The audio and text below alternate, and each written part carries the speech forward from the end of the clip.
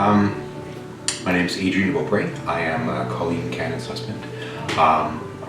We met and were married in Antigua in 1994. We've been married for 21 years.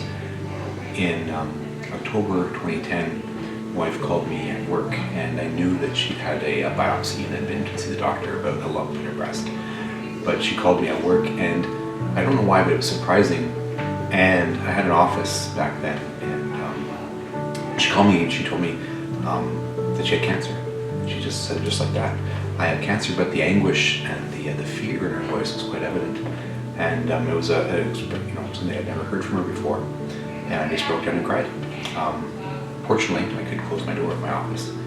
And it was one of the first times that I'd ever had that experience where I just totally lost my emotional control at work and couldn't leave my office for a good hour as we discussed and talked about what that meant to us as our family and to our very young daughter at the time.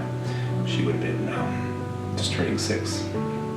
So in December 2010, Colleen started her treatments, first chemo, then operations, surgeries, and then radiation therapy.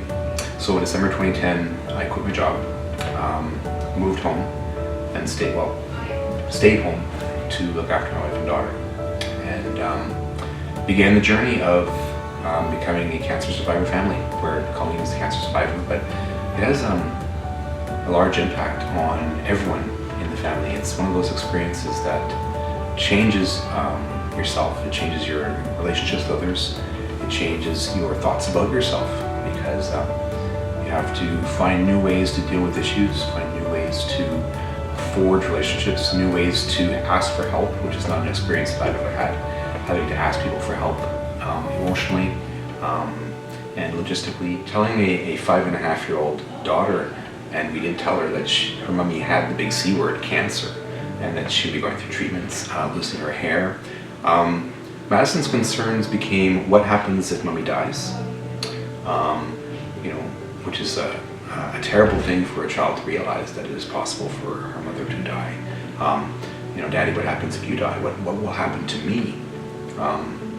And it's a very sad thing for a parent to have to ask their child to understand that. But of course, you really have no choice. By the time we told her that we had cancer, she knew already.